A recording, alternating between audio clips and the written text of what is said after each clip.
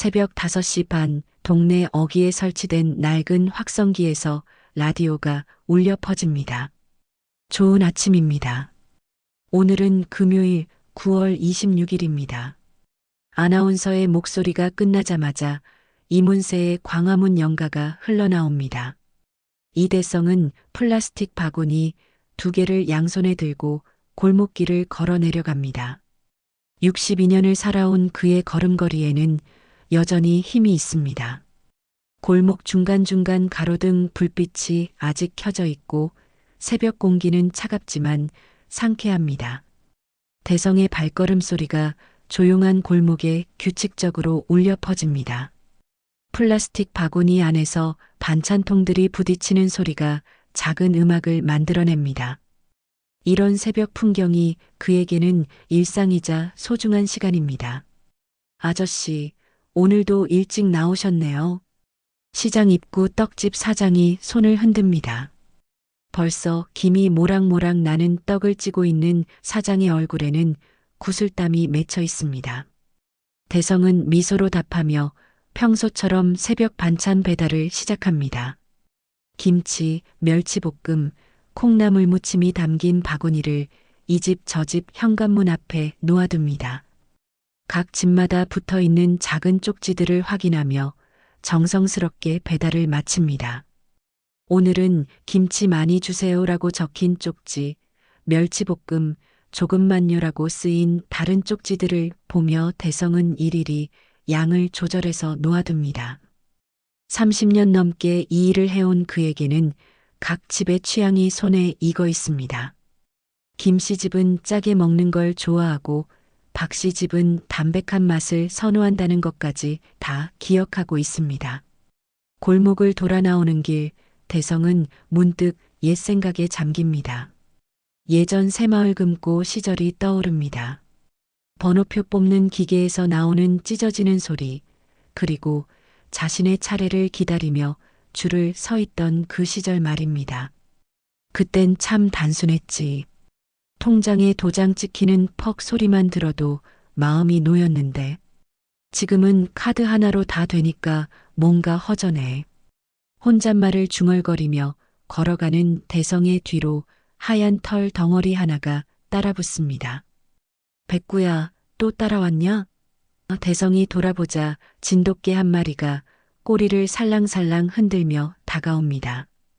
이 개는 동네에서 키우는 공동 반려견 같은 존재입니다. 특별한 주인은 없지만 모든 사람들이 아끼고 돌봐주는 그런 개입니다. 백구는 유독 대성을 따르기를 좋아합니다. 똘똘한 눈망울로 대성을 바라보며 발걸음을 맞춰 걸어갑니다. 너도 일찍 일어났구나. 잠은 잘 잤냐? 대성이 백구에게 말을 걸자 백구는 마치 대답하는 듯이 한번 짧게 짖습니다. 그 울음소리가 새벽 공기를 가르며 골목 끝까지 퍼져나갑니다. 백구의 털은 깨끗하고 윤이 납니다. 동네 사람들이 돌아가며 목욕도 시켜주고 밥도 챙겨주기 때문입니다. 집 앞 대문에 도착하자 며느리 서진이 도시락을 들고 나옵니다. 아버님, 오늘도 수고 많으셨어요. 서진의 목소리에는 언제나 따뜻함이 묻어 있습니다. 은행에 다니는 서진은 매일 아침 시아버지를 위해 도시락을 싸줍니다. 보온 도시락에는 따뜻한 밥과 반찬이 정갈하게 담겨 있습니다. 대성은 겉으로는 무심한 척하지만 속으로는 고마워합니다. 서진은 단정한 은행원 복장을 하고 있습니다. 검은색 정장에 깔끔하게 올린 머리, 그리고 언제나 밝은 미소를 잃지 않는 얼굴입니다. 아버님, 이번 달도 꾸준히 적금 넣었어요. 서진이 작은 목소리로 말합니다. 조금만 더 모으면 민철 씨 사업자금 숨통이 트일 거예요. 대성의 아들 민철은 요즘 작은 사업을 준비하고 있습니다. 자본이 부족해 고민이 많은 상황입니다. 서진은 남편을 위해 매달 적금을 넣으며 열심히 돈을 모으고 있습니다. 대성은 체면상 무뚝뚝하게 그래 고생이 많다라고만 답합니다. 하지만 속으로는 며느리의 마음씨에 깊이 감동받고 있습니다. 요즘 같은 세상에 이렇게 시부모를 챙기고 남편을 위해 희생하는 며느리가 몇이나 될까 싶습니다. 서진이 출근길에 오른 뒤 대성은 백구에게 작은 소리로 속마음을 털어놓습니다. 우리 며느리 별 수 있나? 진짜 효부야. 백구는 마치 알아듣는다는 듯이 고개를 끄덕입니다. 그리고는 서진이 사라진 골목 끝을 한참 바라봅니다. 백구의 눈빛에는 뭔가 걱정스러운 기색이 어려 있습니다. 오전 햇살이 골목 사이로 비쳐 들어옵니다. 대성은 도시락을 받아들고 마당에 앉습니다. 백구도 그 옆에 자리를 잡습니다. 멀리서 들려오는 라디오 소리, 시장의 활기찬 목소리들, 그리고 평범한 일상의 소음들이 어우러집니다. 참 평화롭다. 대성이 백구의 머리를 쓰다듬으며 말합니다. 하지만 이런 평화로운 일상이 오늘 오후부터 완전히 달라질 줄은 아직 모르고 있습니다. 백구만이 유독 불안한 듯 귀를 바짝 세우고 골목 저편을 바라봅니다. 마치 무언가 좋지 않은 일이 일어날 것을 예감하는 듯한 모습입니다. 오전 10시 햇살이 은행 유리창을 통해 로비 안으로 쏟아져 들어옵니다. 전광판에는 A93이라는 숫자가 깜빡이고 있습니다. 번호표를 뽑는 기계 옆에서는 할머니 한 분이 자신의 차례를 기다리며 앉아 계십니다. 평소보다 한가한 금요일 오전 은행 로비는 조용하고 평화로운 분위기입니다. 이대성은 며느리 서진의 근무 모습을 슬쩍 보려고 은행에 들렀습니다. 딱히 볼 일이 있는 건 아니지만 가끔 이렇게 와서 며느리가 열심히 일하는 모습을 보면 마음이 뿌듯해집니다. 로비 한편에 앉아 서진이 고객을 응대하는 모습을 지켜봅니다. 정중하고 친절한 목소리로 설명하는 서진의 모습이 자랑스럽습니다. 그때 자동문 앞까지 백구가 따라왔습니다. 백구는 유리 너머로 대성을 바라보며 앉아 있습니다. 평소에는 자동문 앞에서 기다리기만 하는데 오늘은 왠지 유리창에 코를 대고 안을 들여다보며 불안해합니다. 귀를 바짝 세우고 무언가를 경계하는 듯한 모습입니다. 로비 끝쪽 상담실에서 희미하게 목소리가 새어나옵니다. 처음에는 조용한 대화 같았는데 점점 어조가 높아지는 것 같습니다. 다른 고객들은 별로 신경 쓰지 않는 것 같지만 대성의 귀에는 분명히 말다툼 소리가 들립니다. 목소리의 주인 중 한 명은 남자 목소리이고 다른 하나는 여자 목소리입니다. 약속한 대출 라인 바로 열어요. 이거는 윗선도 아는 일이니까. 남자의 목소리가 낮지만 위협적으로 들려옵니다. 대성은 누구인지 확실하지 않지만 뭔가 불쾌한 기분이 듭니다. 상담실 문이 살짝 열려 있어서 목소리가 새어나오는 것 같습니다. 소득 대비 상환 능력이 부족합니다. 규정상 불가능합니다. 이번에는 여자 목소리가 단호하게 대답합니다. 대성은 그 목소리가 며느리 서진의 목소리라는 것을 알아챕니다. 서진이 누군가와 대출 문제로 실랑이를 벌이고 있는 것 같습니다. 대성의 마음에 불안감이 스며들기 시작합니다. 상담실에서 나오는 목소리가 점점 커집니다. 로비에 있던 다른 고객들도 하나둘씩 그쪽을 쳐다보기 시작합니다. 번호표를 기다리던 할머니도 걱정스러운 표정으로 상담실 쪽을 바라봅니다. 은행 직원들도 무슨 일인지 궁금해하며 서로 눈짓을 주고받습니다. 그 순간 백구가 짧고 날카롭게 3번 연속으로 짖습니다. 멍, 멍, 멍. 백구의 울음소리가 유리창을 통해 로비 안까지 들려옵니다. 평소에 얌전하던 백구가 이렇게 급하게 짖는 것은 처음 봅니다. 로비에 있던 모든 사람들의 시선이 일제히 상담실 쪽으로 쏠립니다. 대성의 등골이 서늘해집니다.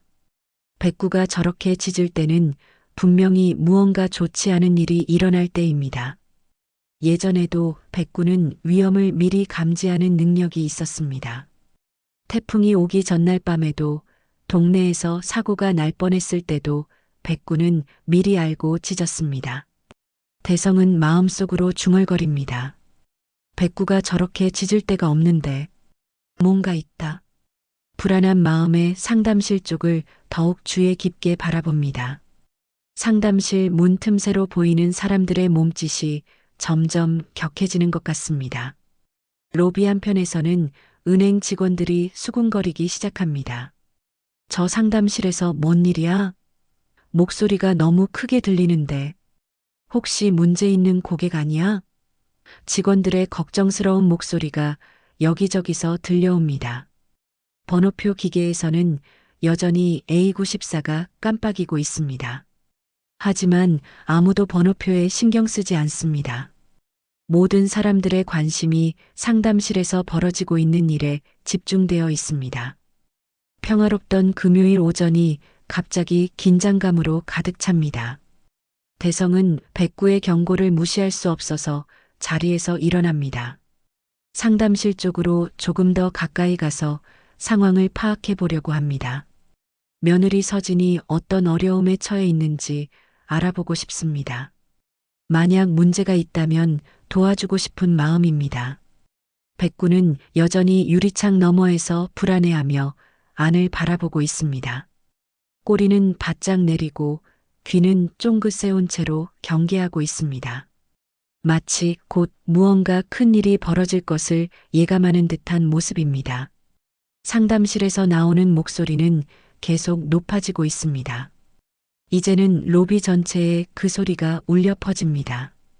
다른 고객들도 불안해하며 어떻게 해야 할지 모르겠다는 표정입니다. 은행 직원들도 상황을 수습해야 할지 고민하는 것 같습니다. 대성은 가슴이 두근거리기 시작합니다. 며느리 서진에게 무슨 일이 일어나고 있는 것일까요? 그리고 백구가 그토록 불안해하는 이유는 무엇일까요? 평범했던 금요일 오전이 갑자기 예측할 수 없는 방향으로 흘러가고 있습니다. 상담실 문이 갑자기 벌컥 열리면서 중년 남성이 성큼성큼 걸어 나옵니다. 한기섭이라는 이름표를 단 그 남자는 얼굴이 불그락푸르락하며 화가 잔뜩 난 모습입니다. 손에 들고 있던 서류철을 바닥에 던져버립니다. 퍽 하는 소리와 함께 서류들이 로비 바닥에 흩어집니다.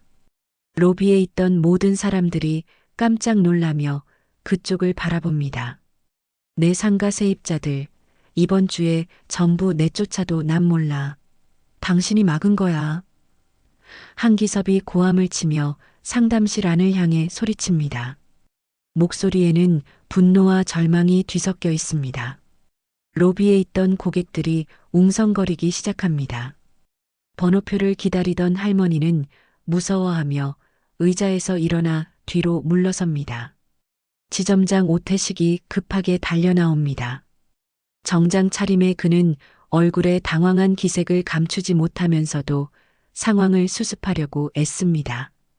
고객님, 진정하시죠. 이렇게 큰 소리를 내시면 다른 분들께도 피해가 됩니다. 하지만 그의 눈빛에는 묘한 조급함이 어려 있습니다. 마치 이 상황이 빨리 정리되어야 한다는 듯한 표정입니다. 한기섭은 오태식의 말에도 아랑곳하지 않고 계속 소리를 지릅니다. 피해? 내가 지금 얼마나 큰 피해를 보고 있는데. 그는 주먹을 쥐었다 폈다 하며 흥분을 가라앉히지 못합니다. 상담실 안에서는 서진이 창백한 얼굴로 서 있는 모습이 보입니다. 평소에 늘 차분하던 서진도 이런 상황에는 당황한 기색을 감추지 못합니다. 갑자기 한기섭이 상담실 안으로 다시 들어가더니 탁자 위에 놓여있던 도장을 집어듭니다. 서진이 안 됩니다. 하고 말리려고 손을 뻗는 순간 한기섭이 서진의 손목을 거칠게 밀쳐냅니다. 비켜. 서진이 뒤로 밀려나며 의자에 부딪힙니다. 로비에서 지켜보던 사람들이 어머, 저런 하며 놀라는 소리를 냅니다. 한기섭은 도장을 주머니에 넣고는 이따 다시 올 테니까 그때까지 생각해봐. 하고 소리치며 은행 밖으로 뛰쳐나갑니다. 자동문이 열리며 그가 사라지자 로비에는 어색한 정적이 흐릅니다. 서진은 손목을 문지르며 충격을 받은 표정으로 서 있습니다. 이때 백구가 자동문 사이로 몸을 밀어 넣으려고 시도합니다. 자동문이 열렸다 닫혔다 하면서 백구는 간신히 로비 안으로 들어오려고 애씁니다. 하지만 경비원이 급하게 달려와 백구를 막습니다. 야야, 걔는 안 돼. 경비원이 백구를 밖으로 내보내려고 하지만 백구는 필사적으로 안으로 들어오려고 합니다. 백구는 로비 한가운데를 유심히 살펴보다가 무언가를 발견합니다. 한기섭이 급하게 나가면서 코트에서 떨어뜨린 종이 조각 하나가 바닥에 있습니다. 백구는 재빠르게 그 종이를 입에 물고는 대성이 앉아 있는 곳으로 달려갑니다. 그리고 대성의 발치에 그 종이를 툭 떨어뜨립니다. 대성이 놀라며 종이를 주워듭니다. 구겨진 종이를 펼쳐보니 뭔가 적혀 있습니다. 수수료 정산이라는 단어가 첫 번째로 눈에 들어옵니다. 그 아래에는 날짜와 금액이 적혀 있고 TS라는 약어가 메모되어 있습니다. 대성은 그 TS가 지점장 오태식의 이니셜일 수도 있다는 생각이 듭니다. 종이를 자세히 들여다보니 더 많은 내용이 보입니다. 여러 개의 계좌번호와 금액들, 그리고 알아보기 힘든 메모들이 빼곡히 적혀 있습니다. 대성은 은행 업무에 대해 잘 모르지만 이 종이가 뭔가 중요한 증거일 수도 있다는 직감이 듭니다. 로비에서는 오태식이 직원들을 불러 모아 상황을 정리하고 있습니다. 괜찮습니다. 별일 아니니까 각자 업무 보세요. 하지만 그의 표정은 전혀 괜찮아 보이지 않습니다. 자꾸만 시계를 보며 불안해하는 모습입니다. 서진은 여전히 상담실에서 나오지 못하고 있습니다. 다른 고객들도 하나둘씩 자리를 뜨기 시작합니다. 번호표를 기다리던 할머니도 오늘은 안 되겠네라고 중얼거리며 나가십니다. 평화롭던 은행이 갑자기 어수선해졌습니다. 직원들도 서로 수군거리며 무슨 일이었는지 궁금해합니다. 대성은 백구가 가져다 준 종이를 주머니에 조심스럽게 넣습니다. 이 종이가 며느리 서진과 관련된 문제를 해결하는데 도움이 될지도 모른다는 생각입니다. 백구는 여전히 경계하는 모습으로 상담실 쪽을 바라보고 있습니다. 서진이 드디어 상담실에서 나옵니다. 얼굴이 창백하고 손이 미세하게 떨리고 있습니다. 동료 직원이 다가와 괜찮아? 하고 물어보지만 서진은 고개만 끄덕일 뿐 말을 하지 못합니다. 평소에 늘 밝고 당당하던 며느리의 모습이 아닙니다. 대성은 가슴이 답답해집니다. 며느리에게 무슨 일이 일어난 것일까요? 그리고 백구가 가져다 준 이 종이에는 어떤 비밀이 숨어 있는 것일까요? 한기섭이라는 남자는 왜 그렇게 화를 내며 나간 것일까요? 평범한 금요일이 점점 복잡하고 이상한 방향으로 흘러가고 있습니다. 난동이 끝난 지 30분 후 은행 안쪽 회의실에서는 긴급 회의가 열리고 있습니다. 오태식 지점장이 심각한 표정으로 서진을 노려보며 말합니다. 윤 대리, 이번 일로 얼마나 큰 문제가 생겼는지 알고 있습니까? 그의 목소리에는 분노와 당황이 뒤섞여 있습니다. 회의실 안의 분위기가 무겁고 차갑습니다. 서진은 의자에 앉아 있지만 등을 곧게 펴고 당당한 자세를 유지하고 있습니다. 지점장님, 저는 규정에 따라 업무를 처리했을 뿐입니다. 목소리는 떨리지만 그녀의 눈빛은 흔들리지 않습니다. 평소보다 창백한 얼굴이지만 자신의 신념을 굽히지 않겠다는 의지가 보입니다. 규정을 핑계로 고객을 자극했습니까? 민원이 들어오면 누가 책임집니까? 오태식의 목소리가 점점 높아집니다. 그는 책상을 손가락으로 툭툭 치며 불안해합니다. 회의실 창 너머로는 다른 직원들이 슬금슬금 이쪽을 쳐다보는 모습이 보입니다. 서진이 침착하게 대답합니다. 이 거래는 심각한 이해상충이 의심됩니다. 리베이트 의혹도 있습니다. 그 말을 듣는 순간 오태식의 표정이 굳어집니다. 눈빛이 순간적으로 날카로워지더니 곧 억지로 평정을 찾으려고 애씁니다. 뭔 소리입니까? 증거도 없으면서 함부로 그런 말을. 증거가 없지 않습니다. 서진이 조용히 말합니다. 한기섭 씨와 지점장님 사이의 여러 통화 기록, 그리고 의심스러운 수수료 정산 내역들이 있습니다. 오태식의 얼굴이 더욱 어두워집니다.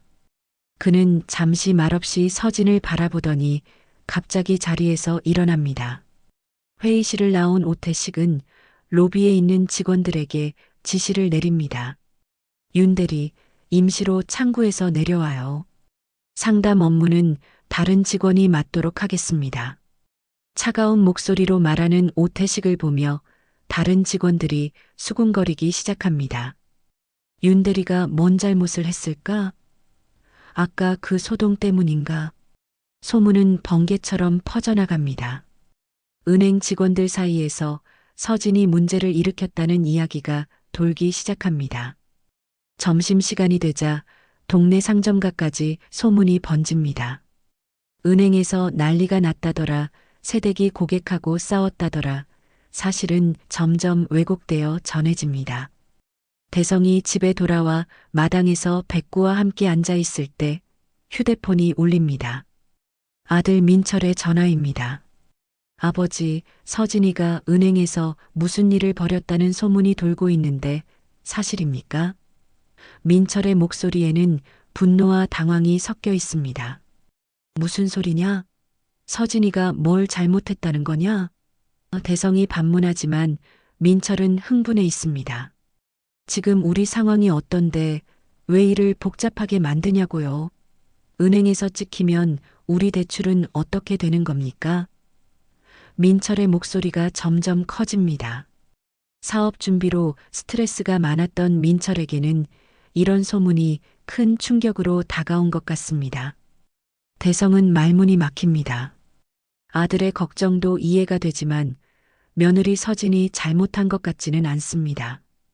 오늘 은행에서 본 상황을 떠올려 보니 오히려 서진이 피해자인 것 같았습니다.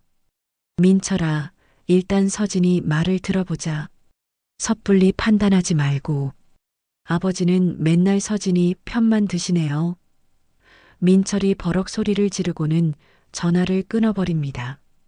대성은 휴대폰을 든 채 멍하니 앉아 있습니다.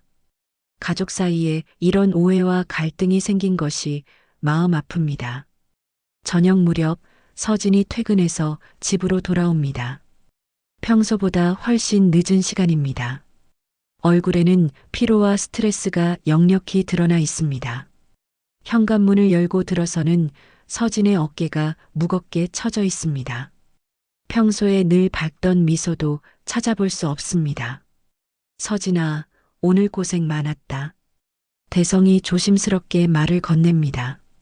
서진은 고개를 숙인 채 죄송합니다, 아버님. 제가 괜한 일로 소동을 일으켜서 하고 작은 목소리로 말합니다. 그녀의 목소리에는 자책감이 가득합니다. 무슨 소리냐? 내가 뭘 잘못했다고 그러냐? 대성이 다가가서 서진의 어깨에 손을 올립니다. 하지만 서진은 여전히 고개를 들지 못합니다. 민철 씨가 전화해서 화를 내셨죠? 제가 은행에서 규정만 고집하다가 이런 일이 생겼습니다. 방 한켠에서 백구가 서진 쪽을 뚫어지게 바라보고 있습니다. 평소보다 더욱 조용하고 신중한 모습입니다. 마치 이 집안의 분위기를 읽고 있는 듯합니다. 백구의 눈에는 걱정스러운 빛이 어려 있습니다. 동네 단톡방에서는 계속해서 추측성 이야기들이 오갑니다. 은행 직원이 고객하고 싸웠다더라. 새댁이 너무 고집이 세나봐. 요즘 젊은 사람들은 융통성이 없어.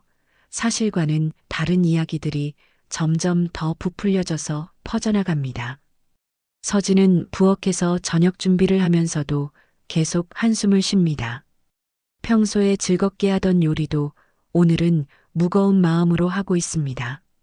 설거지를 하는 손길도 평소보다 느리고 힘이 없어 보입니다.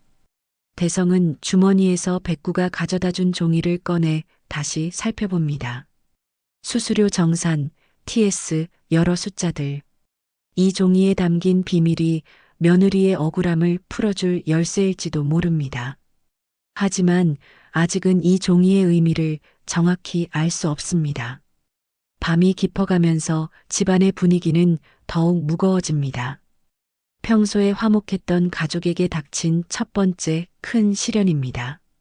서진은 자신의 원칙을 지킨 것뿐인데 가족들에게까지 오해를 받고 있습니다. 과연 이 오해가 풀릴 수 있을까요?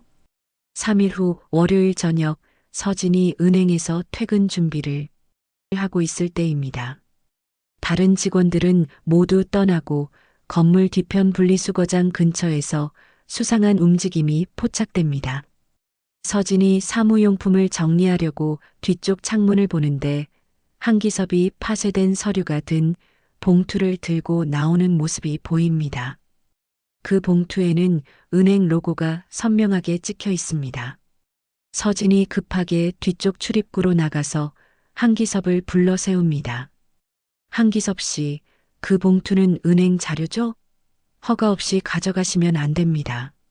목소리는 떨리지만 단호합니다. 한기섭은 뒤돌아보며 비웃는 표정을 짓습니다. 허가?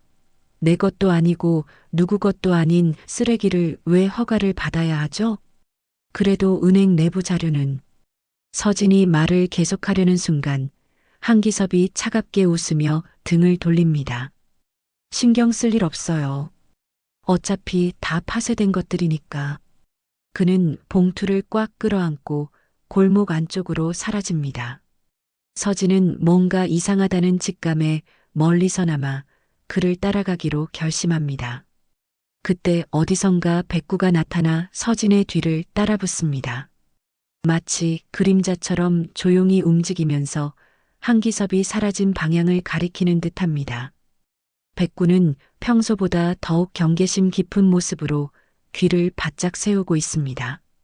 서진은 백구의 행동이 예사롭지 않다는 것을 느낍니다. 백구의 안내를 따라 골목을 돌아가니 예전 새마을 금고 창고로 쓰이던 낡은 건물이 나타납니다. 서진의 기억 속에서 그 장소가 떠오릅니다. 그 골목, 지점장님이 비품 보관한다고 하던 곳, 오태식이 가끔 중요한 서류들을 임시로 보관한다고 말했던 바로 그 장소입니다. 건물 문틈으로 희미한 불빛이 새어나오고 있습니다. 서진이 조심스럽게 다가가서 틈새로 안을 들여다봅니다. 한기섭이 여러 개의 상자를 뒤지고 있는 모습이 보입니다. 상자 안에는 계약서, 원본들, 정산표들, 그리고 고무인 자국이 선명하게 찍힌 봉투들이 어지럽게 섞여 있습니다. 이상하다. 파쇄했다고 했는데 왜 원본들이. 서진이 중얼거리는 순간 한기섭이 서진을 발견하고 돌아봅니다. 그의 얼굴에는 당황과 분노가 동시에 드러납니다. 당신 뭐 하는 거야? 왜 따라왔어? 한기섭이 성큼성큼 다가오며 위협적으로 말합니다. 감히 사진 찍으려고? 휴대폰 내놔. 한기섭이 서진의 휴대폰을 빼앗으려고 손을 뻗습니다. 서진이 뒤로 물러서며 안 됩니다. 하고 소리치자 둘 사이에 몸싸움이 벌어집니다. 한기섭의 힘이 더 세서 서진이 밀려나면서 휴대폰이 바닥에 떨어집니다. 딱 하는 소리와 함께 화면이 산산조각 납니다. 바로 그때 백구가 재빠르게 달려들어 한기섭의 소매를 꽉 물어버립니다. 으악, 이게가. 한기섭이 팔을 흔들어대지만 백구는 놓지 않습니다. 그 덕분에 서진과 한기섭 사이의 거리가 벌어집니다. 백구의 날카로운 이빨이 한기섭의 소매를 찢어버립니다. 혼란 중에 상자 하나가 넘어지면서 안에 있던 물건들이 바닥으로 쏟아져 나옵니다. 서류들, 봉투들, 그리고 작은 USB 메모리 하나가 바닥에 굴러떨어집니다. 서진의 눈이 그 USB에 고정됩니다.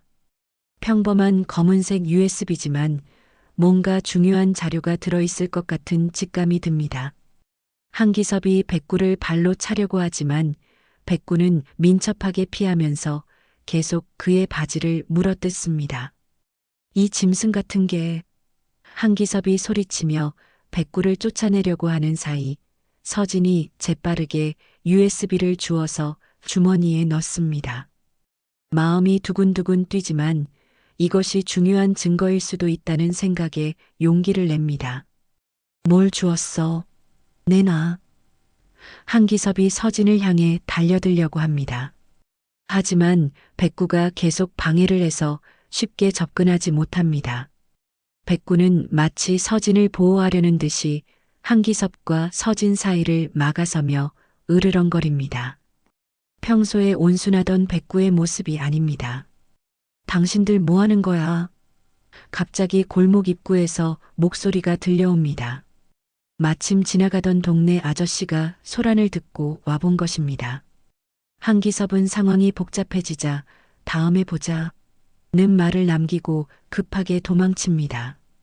뒤에 남겨진 상자들과 흩어진 서류들은 그대로 방치됩니다. 서진은 가슴을 쓸어내리며 백구를 쓰다듬습니다. 고마워, 백구야. 내가 없었으면 큰일 날 뻔했어. 백구는 꼬리를 흔들며 서진의 손을 핥아줍니다. 그리고는 흩어진 서류들 중에서 또 다른 중요해 보이는 종이를 입에 물고 서진에게 가져다 줍니다. 서진이 그 종이를 받아보니 오태식과 한기섭 사이의 계약서 초안 같은 것입니다. 수수료 배분 계약이라는 제목이 보이고 아래에는 복잡한 숫자들과 계약 조건들이 적혀 있습니다. 서진의 얼굴이 점점 굳어집니다. 자신이 의심했던 것이 사실일 수도 있다는 확신이 듭니다. 주머니 속 USB와 백구가 가져다 준 서류를 꽉 쥐고 서진은 집으로 향합니다. 이제는 단순한 오해가 아니라 훨씬 큰 문제에 휘말린 것 같습니다. 하지만 진실을 밝혀야 한다는 의지는 더욱 강해집니다. 백구가 계속 옆에서 따라오며 든든한 동료가 되어줍니다. 길을 걸어가면서 서진은 생각합니다. 이 증거들로 과연 진실을 밝힐 수 있을까요?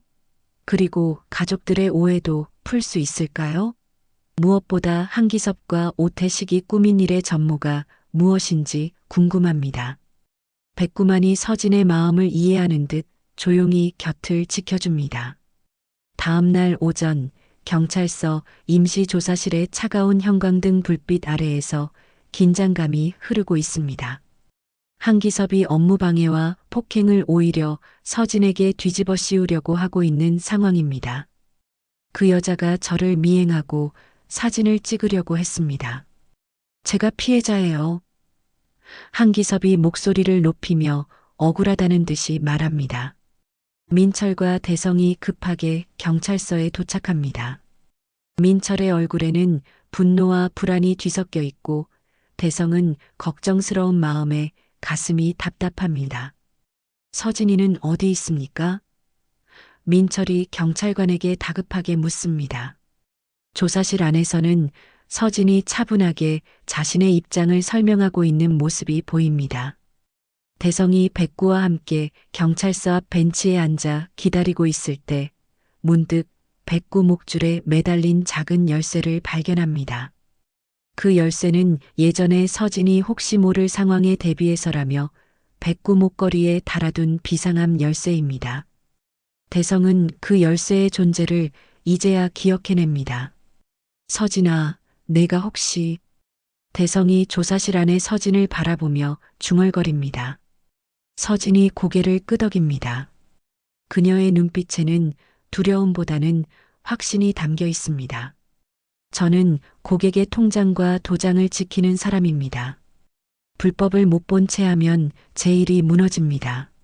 서진의 목소리는 떨리지만 의지는 굳건합니다. 바로 그때 백구가 갑자기 일어나더니 어디선가 주워온 USB를 혀로 밀어서 대성의 발 앞에 떨어뜨립니다. 어젯밤 서진이 죽긴 했지만 집에 와서 백구에게 맡겨둔 것입니다. 대성은 놀라며 USB를 집어듭니다. 이게 뭐지? 작고 검은 USB 안에 무엇이 들어있을지 궁금합니다. 서진이 비상함 열쇠로 자신의 사물함을 엽니다. 그 안에서 사본 장부, 녹취 요약 메모, 그리고 내부 통화 기록들이 나옵니다. 지점장과 한기섭의 리베이트 정황이 들어 있습니다. CCTV 백업 파일 위치도 메모해 놨습니다. 서진이 담담하게 말합니다. 그동안 혼자서 조용히 증거를 수집해왔던 것입니다. 민철이 당황스러워합니다. 서진아, 이게 다 뭐야? 왜 이런 걸 혼자 모아뒀어? 부인의 치밀함에 놀라면서도 왜 미리 말해주지 않았는지 서운합니다. 서진이 조용히 대답합니다. 확실한 증거가 없으면 의심만 받을 뿐이에요. 그리고 가족들까지 위험에 빠뜨릴 수는 없었어요. 한기섭이 조사실에서 큰 소리를 냅니다. 그 여자가 꾸며낸 거예요. 저는 정당한 대출을 신청했을 뿐입니다. 하지만 서진이 준비한 자료들을 보자 그의 주장에 설득력이 떨어집니다. 특히 USB 안에 들어있던 녹취 파일들이 결정적 증거가 됩니다.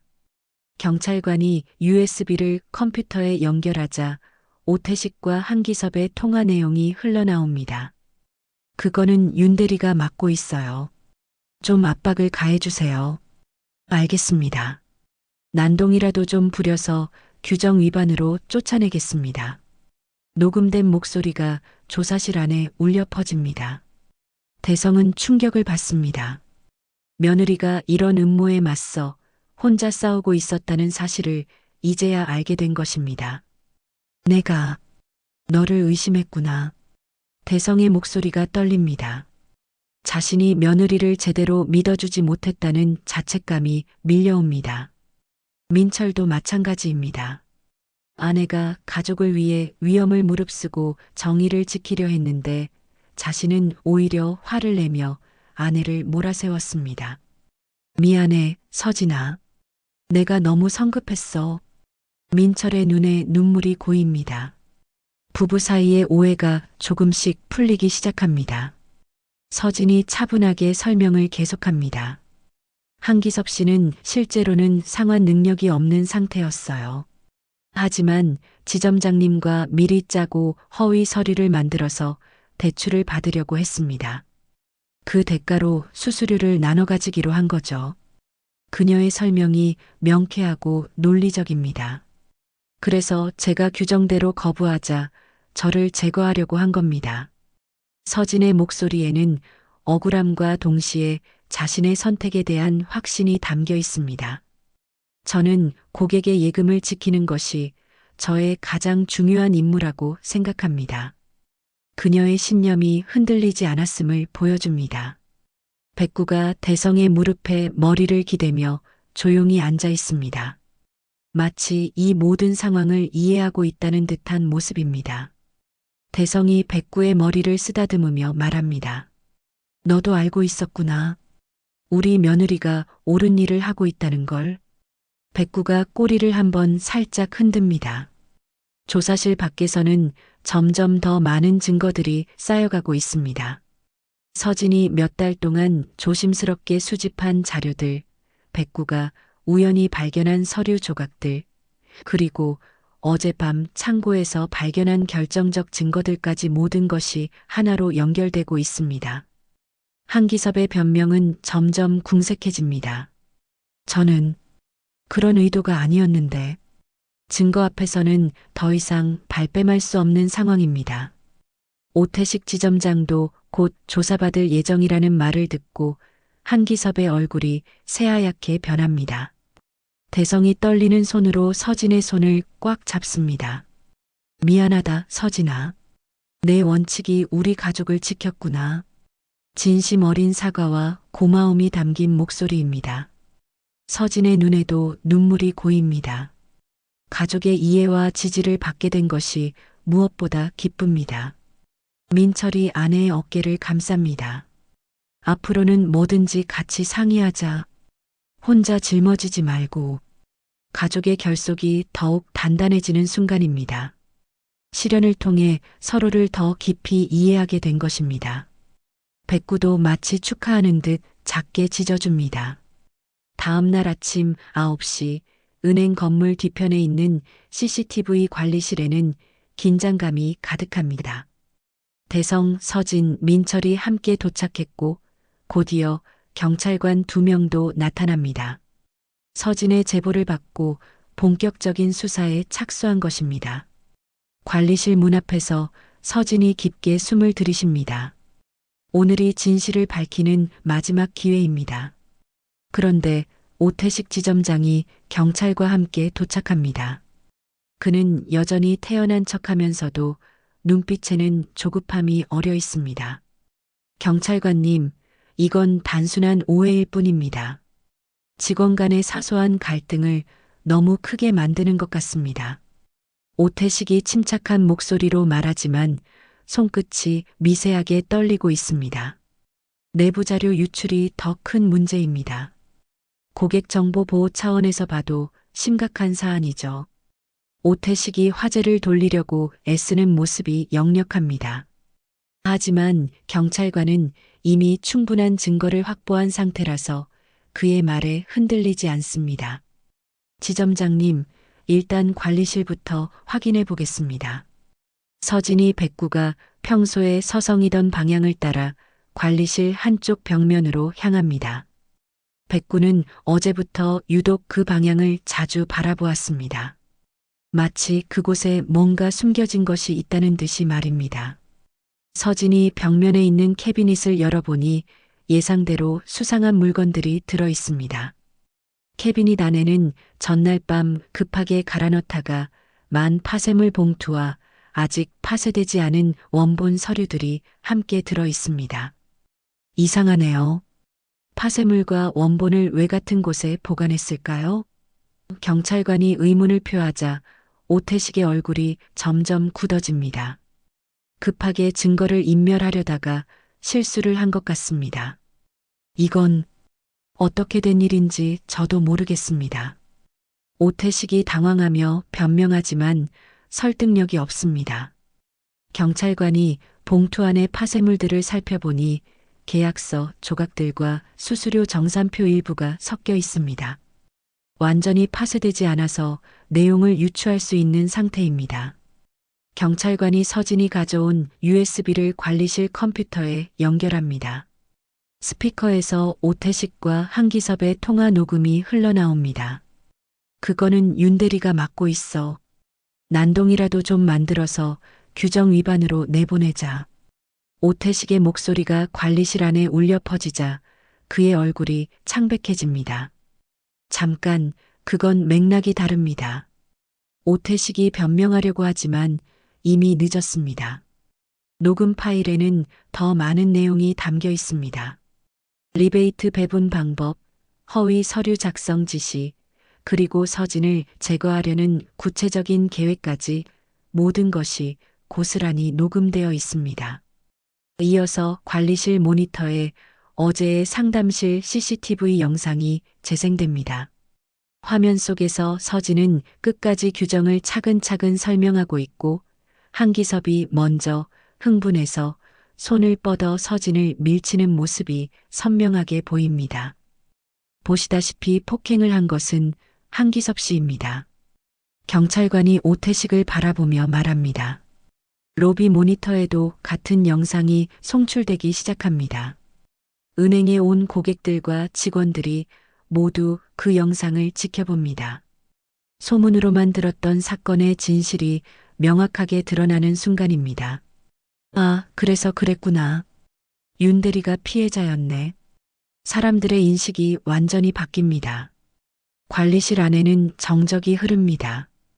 오태식은 더 이상 변명할 수 없다는 것을 깨닫고 고개를 떨굽니다. 그동안 쌓아온 신뢰와 명성이 한순간에 무너지는 것을 느낍니다. 저는 제가 뭘 하고 있었는지 목소리가 떨리며 말끝을 잇지 못합니다. 경찰관이 업무상 배임, 강요 미수, 증거인멸 혐의로 오태식과 한기섭에 대한 현행 조사를 시작한다고 알립니다. 두 사람 모두 고개를 숙인 채 조사실로 향합니다.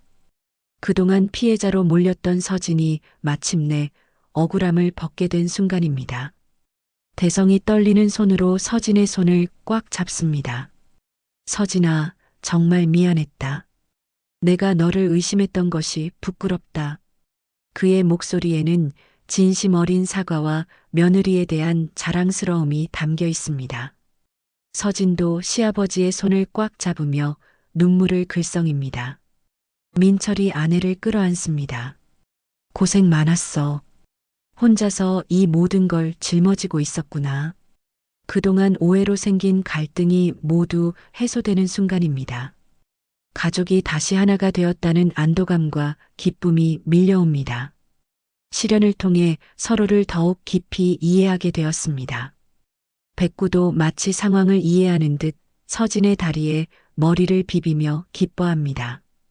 그동안 서진을 도왔던 백구에게도 고마운 마음이 듭니다. 고마워, 백구야. 내가 없었으면 진실을 밝힐 수 없었을 거야. 서진이 백구를 쓰다듬으며 말합니다. 관리실 밖으로 나오자 은행 직원들이 박수를 치며 서진을 맞이합니다. 수고하셨습니다. 정말 대단하세요. 동료들의 진심 어린 축하와 격려가 이어집니다. 그동안 오해를 받았던 서진에게는 무엇보다 소중한 순간입니다. 로비에서는 고객들도 서진에게 고마움을 표합니다. 덕분에 우리 예금이 안전하겠네요. 이런 직원이 있어서 믿고 맡길 수 있겠어요. 고객들의 신뢰를 회복한 것이 서진에게는 가장 큰 보상입니다. 자신의 신념을 지킨 것이 결국 옳았다는 확신이 듭니다. 햇빛이 은행 유리창을 통해 따뜻하게 비쳐 들어옵니다. 며칠 전 그토록 어둡고 무거웠던 분위기가 완전히 바뀌었습니다. 진실이 밝혀지면서 모든 것이 제자리를 찾아가고 있습니다. 정의가 승리한 순간이자 가족의 사랑이 더욱 깊어진 소중한 시간입니다. 사건이 해결된 지 일주일 후 은행은 임시지점장 대행 체제로 새롭게 시작하고 있습니다. 오전 9시 로비에 설치된 전광판에는 A1이라는 번호가 깜빡이고 있습니다. 새로운 시작을 알리는 첫 번째 번호표입니다. 고객들이 하나둘씩 들어와 번호표를 뽑고 차례를 기다리는 모습이 예전처럼 평화롭고 자연스럽습니다. 창구에서는 통장 정리기 기계의 칙소리가 다시 평온하게 울려 퍼집니다. 그 소리를 들을 때마다 대성은 마음이 놓입니다. 역시 이 소리가 있어야 은행 같아. 대성이 로비 의자에 앉아 혼잣말을 중얼거립니다. 번호표 기계 옆에서 순서를 기다리는 할머니도 편안한 표정으로 앉아 계십니다. 서진은 다시 상담 업무를 맡게 되었습니다. 하지만 이제는 동료들과 고객들의 신뢰를 완전히 회복했습니다. 윤 대리님, 대출 상담 좀 받고 싶은데요. 네, 천천히 설명해 드릴게요. 서진의 목소리에는 자신감과 따뜻함이 동시에 묻어 있습니다. 원칙을 지키면서도 고객을 배려하는 그녀만의 방식입니다. 민철은 사업 계획을 새롭게 정비하고 있습니다. 투명하고 정직한 상환 계획을 세워서 정당한 방법으로 대출을 받기로 결심했습니다. 이번에는 제대로 해보자. 서진이처럼 정직하게. 그는 아내의 원칙을 존중하고 배우기로 했습니다. 부부가 서로를 더욱 신뢰하게 된 것입니다. 은행 한쪽 벽면에는 새로운 안내문이 붙어 있습니다. 직원의 규정 준수는 고객의 신뢰입니다라는 문구가 선명하게 적혀 있습니다. 서진의 사건을 계기로 만들어진 새로운 운영 방침입니다. 고객 보호와 투명한 업무 처리를 강조하는 내용들이 상세하게 설명되어 있습니다. 서진은 동료들과 함께 고객 보호 업무 매뉴얼을 새롭게 작성하고 있습니다. 의심스러운 거래가 있을 때는 반드시 팀장에게 보고하고 고객의 이익을 최우선으로 생각해야 합니다. 그녀의 경험이 전체 조직의 발전으로 이어지고 있습니다. 어려움을 겪었지만 그것이 더 나은 변화의 씨앗이 되었습니다. 점심시간, 대성은 시장에서 반찬 배달을 마치고 집으로 돌아가는 길입니다. 백구가 어김없이 따라붙어 걸어갑니다. 백구야, 내 덕분에 우리 며느리가 억울함을 벗었구나. 대성이 백구의 머리를 쓰다듬으며 고마운 마음을 표현합니다. 백구는 꼬리를 흔들며 기쁜 듯이 답합니다. 골목 한편에서는 동네 사람들이 모여 이야기꽃을 피우고 있습니다. 그 은행 직원 정말 대단하더라. 요즘 같은 세상에 저런 사람이 있다니. 서진에 대한 칭찬과 존경의 목소리가 여기저기서 들려옵니다. 처음에는 오해를 받았지만 이제는 동네의 자랑이 되었습니다. 저녁 무렵 서진이 퇴근해서 집으로 돌아옵니다. 평소보다 한결 가벼운 발걸음입니다. 얼굴에는 환한 미소가 떠나지 않습니다. 현관문을 열고 들어서는 서진을 대성과 민철이 반갑게 맞이합니다. 수고했어, 서진아. 오늘도 고생 많았어요, 여보. 식탁에는 대성이 정성스럽게 준비한 저녁상이 차려져 있습니다. 오늘은 내가 요리했다. 우리 며느리 고생한다고. 대성의 서툰 손놀림으로 만든 음식이지만 정성이 가득 담겨 있습니다. 서진은 감동받아 눈물을 글썽입니다. 감사합니다, 아버님. 가족이 둘러앉아 저녁을 먹으면서 따뜻한 대화를 나눕니다. 앞으로는 어떤 일이 있어도 서로 믿고 의논하자. 민철이 진심 어린 마음으로 말합니다. 네, 저도 혼자 끙끙 앓지 않을게요. 서진도 환하게 웃으며 답합니다. 시련을 통해 더욱 단단해진 가족의 유대감입니다. 백구는 마루 한켠에서 조용히 가족들의 모습을 지켜보고 있습니다. 평화로운 일상이 되돌아온 것을 느끼는 듯합니다. 가끔 대성이 음식을 조금씩 나눠주면 고마운 듯이 꼬리를 흔듭니다. 이 집의 든든한 지킴이 역할을 계속하고 있습니다. 밤이 깊어가면서 집안에는 고요한 평화가 찾아옵니다. 대성은 마당에 나와 별을 바라보며 생각에 잠깁니다. 진실은 소리치지 않는구나. 그저 옆에 서서 지켜보는 거지.